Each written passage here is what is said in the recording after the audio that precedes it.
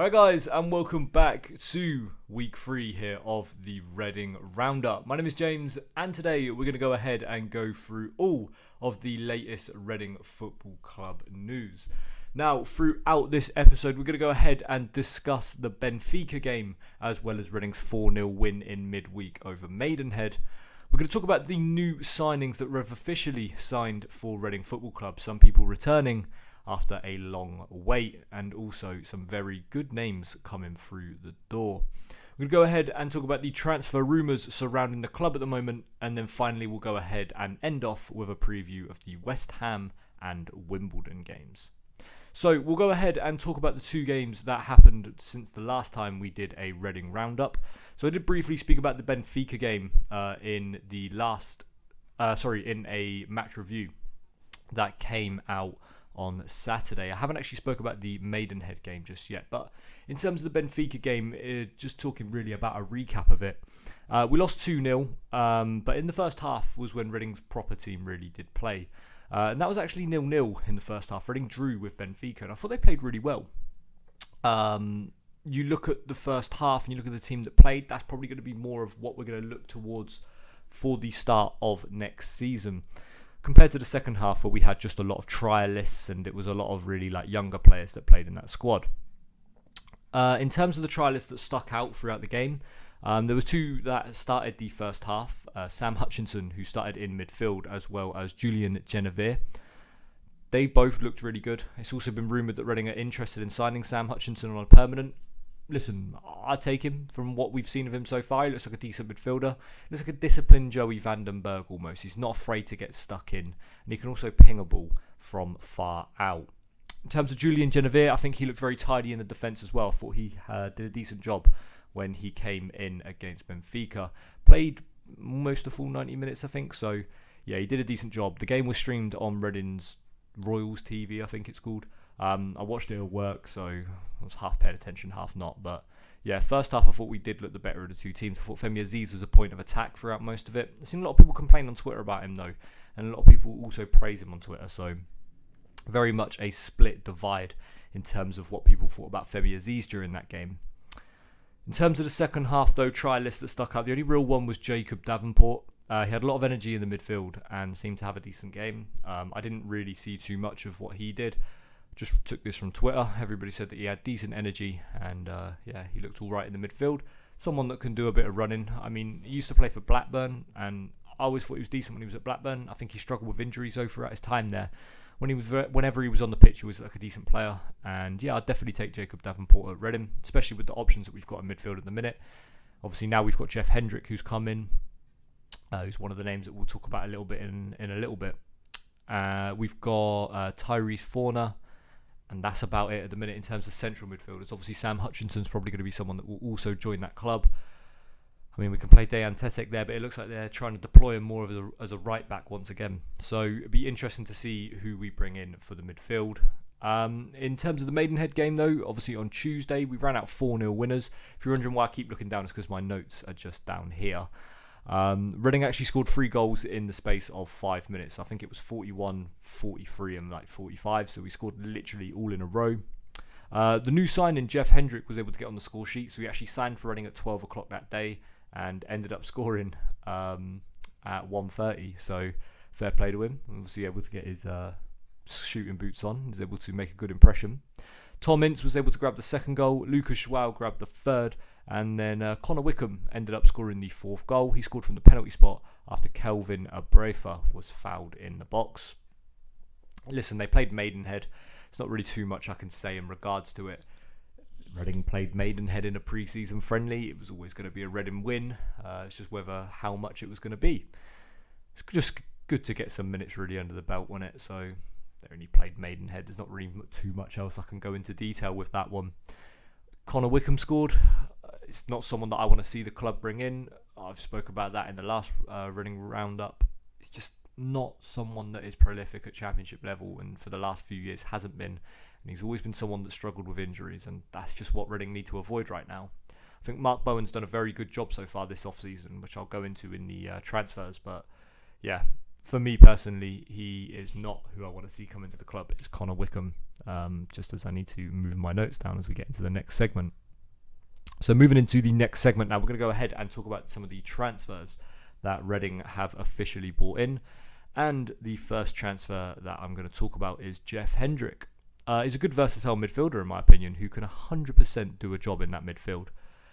He didn't do loads while he was at Newcastle, but he did do a decent job. I remember him scoring against scoring against West Ham during the pandemic. I can remember that goal. They signed him on loan. I think he was class when he was at Burnley, and he's a big reason why they got Europa League football. He's played in the Championship before with Derby. He's played over 200 games in the Championship, played over 140 in the Premier League. I think he's a class signing, even if we didn't have a transfer ban, if I'm honest. I think Jeff Hendrick is a great player to bring on loan. Obviously, he was at QPR last year. QPR fans didn't like him. But again, it's all about systems and how people fit. I think Jeff Hendrick will do a good job for Reading, and I think he'll be a decent midfielder for us, especially with the options that we've got now. I was quite surprised we were able to attract him to the club, to be honest, so I'm very happy with that one. I've got to say fair play to Mark Bowen. Since he's come in as director of football, or whatever he is, head of football relations, something like that, he's done a class job on paper so far, especially with the signings that they've brought in. Look at the players that they've brought into the club. It's definitely a positive move. It's definitely ones that they're not Kia signings, and that's just what Reading fans were crying out for, and it's what Reading fans are finally getting. So the second transfer that Reading officially made was the return of, can we call him a club legend, Shane Long. He's officially back at the club. After years and years and years of rumours of him coming, he has signed a 1-year deal. Now, the only way Reading could have announced Shane Long was by bringing him into the Oracle, and Reading brought him back by announcing him at the Oracle, which was absolutely perfect. It was brilliant. It was just what Reading fans wanted, and fair play to the admin and the media team for doing that one. Shane Long must have been so confused as to why he must have been forced to go down to the Oracle. Especially with the rumour on Twitter as to why Reading fans have him at the Oracle. Listen, I'm happy to see Shane Long back. It's been 11 years since we've seen him in a Reading shirt. He's always been a fan favourite, and he was always a player that Reading fans loved. Look, he came here in 2005 with Kevin Doyle for 80 odd grand, 70 odd grand. He's just one of the better success stories really of Reading. The crazy thing that I've read is that obviously he's 35 years old now. When he scored his first goal in 2005, his strike partner potentially this season at some point, Jamari Clark, would have been 2 years old. That is mental. The fact that he played for Reading when this guy was 2 years old, and then he could be starting with him up front one day. That's just mental. If I'm honest, I don't think he's going to be a massive goal scorer, but I do think he's going to be able to provide something up front for Reading, which is a little bit different, which is his aerial presence. Lucas Schwal doesn't really have an aerial presence. He's a big, tall guy. He maybe can hold up the ball sometimes, but he doesn't have that aerial presence, and that's going to be a huge asset for Reading this season. I don't think he's going to score a ton of goals, but listen, I think he's going to work hard up front, and I think that's really all that matters to me. As long as Shane Long works hard, and I think that's all that really matters to the fans. As long as he's working hard, and as long as he's trying to provide for everybody else, and hell, even trying to score, that's important. And especially because it's Shane Long, people are going to have patience with him. So, yeah, look, I'm very happy to see Shane Long back at the club, if I'm honest. So, yeah, it's good to see him there. SL9 is back. Tom Ince is going to have to give that shirt up, if I'm honest. He's going to have to give up that number 9. Let Tom Ince go to the 10. I don't know. We'll mix around the numbers this year. Transfer rumours then is the next subject, is what we're going to move into. And our first transfer rumour is actually another central midfielder that Reading are potentially looking to bring into the club. And that's actually going to be Jay Fulton. Now, with this one, I think he's a decent central midfielder, to be honest. He currently plays for Swansea. If we were to get him, we would need his contract to be let go, or we would need to take him out on loan. I think throughout the 2020-21 season, or the 19-20 season, he was one of Swansea's best players. He was really good, and it's just fallen out of favour, really. So I'd definitely take him in the middle of the park. I think he'd be a great midfielder for us to sign. He's got championship experience, and look, at the moment, Reading need to take anything that they can get. And I think Jay Fulton is a good midfielder, and I think he's someone that we can definitely use throughout this season. If we can get Fulton in, if we can get Sam Hutchinson, if we can get, obviously we got Jeff Hendrick, we got what's his name, Tyler Fulton, is it from Shrewsbury? I can't even remember. From Nottingham Forest, Tyrese Forner. We've got him. That's 4 central midfielders. We started off with none 3 weeks ago when I started this weekly roundup. So look, Mark Bowen's done a good job. Fair play to him. The next player is Victor Adebayo. Berkshire Life have reported that we're in talks to sign him after he's rejected a new contract at Barnsley. Listen, I don't know loads about Victor Adebayo. I'm not really sure on him, to be honest. He's a big striker, I know that, but I think we're sorted out with our strikers, to be honest. With our options that we've got at the moment, I think we're all right. I think Jamari Clark's a decent hand up front. Lucas Schwell, we can play Mate up there. And then also, we've got Shane Long. I've left one name out there. That's because he's also rumoured to be leaving, and that's George Puskas. He's been told he's free to leave the club, and he will not be a part of the plans for next season. I'm a bit sad about this. I spoke about how much I like George Puskas in the last episode. I spoke about how he's a decent striker when you play to his strengths, and I'm sad that Puskas is going to be leaving because I really do like him. I think he's a good striker, but look, there's no denying it. He definitely has been a flop for Reading since coming in.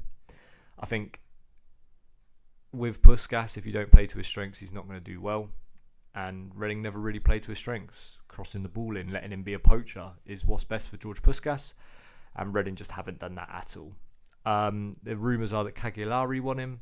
Listen, if he can get a move to a Serie A team, perfect. As it always does, every single episode something's gone wrong. But yeah, the microphone this time cut out. But yeah, as I was saying, George Puskas, if he can get a move to a Serie A team, fair play to him. There's not really much I can say apart from that. Fair play to George Puskas. If you can get a Serie A team to come and get you, if you can be playing Italian first team Premier level football, then listen, you go do that, because I think you're a good striker, but it's just not meant to be at Reading. So finally, moving into the last topic of conversation then today, we're going to go ahead and look at the West Ham and the Wimbledon games. Looking forward to both of these. I think they should both be fairly competitive. Look, I just want to see Shane Long play. I think in front of the fans, it will just give everyone a boost, especially when he gets announced in the Medeis or the Select Carlisen Stadium on Saturday. I think that's just going to be huge. I'm going to be at both games, so I'll be looking forward to seeing Reading play again. It's going to be the first time I've seen him play since West Brom at home at the end of last season, so hopefully I can see something a bit more decent compared to that game. I know it's only pre-season, but it's always nice to see a team win. Really looking forward to the Wimbledon game though. It'll be my first away game since Kidderminster. Obviously, look, I got work commitments, so unfortunately for me, I can't be there every single week like I used to be. So yeah, listen, I can make it to Wimbledon, so I'm going to be there. Look, West Ham should be interesting. They're a Premier League team. It's going to be interesting to see whether they play their Premier League team or if they're going to play some of their more fringe players. I think it's going to be more as on a bit of a mix of both, a bit of fringe and a bit of starters. So yeah, it'll be interesting to see if we can compete with them, because if we can, then fair play to Paul Ince. He's done all right. But again, it's only pre-season. You can't count pre-season for much. Wimbledon, I really want to see us try though. Even though they're a Div 2 team, I think the season starts in a week after that, so it's important that we get our chemistry up. Yeah, that's kind of really it. There's not really too much else to say about that. I think it's important that the first team get their chemistry and that they're able to gel as a team. Again, I think we should move to a 2 up front. I think Shane Long and Joao up top with Mate and who else on the wings? And Ince on the wings with maybe Hoylett and Ince, someone like that on the wings with Mate as a backup striker. 4-4-2. That's the classic 4-4-2. I think would be a decent formation for Reading this season, but can't see us playing that. I can see us going 4-3-3 or something along them lines. Paul Ince likes to play with one up front. He doesn't like to play with two, so yeah, I can see him having someone sitting just behind the striker with the two wingers just in front of them. Maybe like a 4-2-3-1, something along them lines. Yeah, be interesting to see both games, going to both. So yeah, should be interesting. Looking forward to it. The West Ham game's on my birthday, so yeah, be looking forward to that one. Get to watch Reading get beat on my birthday. It's always fun. Yeah, be nice and hot though, so at least that'll be alright. Perfect. So that's going to be it though for today's Reading Roundup, guys. Tell me what you think in the comment section below about the re-signing of Shane Long. I'm very happy with it, and yeah, very happy to see him back at the club. Let me know who you guys want to see Reading bring in as well, because it's interesting, especially with the trial list that we've got at the minute. It'd be interesting to see who you guys want to see officially sign for the club. So that's going to be it for today's video, guys. I hope you have all enjoyed it. My name's been James, and we'll go ahead and see you for the West Ham review and the Wimbledon review. And then we'll see you for episode 4 of the Reading Roundup. Thanks for watching, guys. I've been James, and I'll see you in the next one. See ya.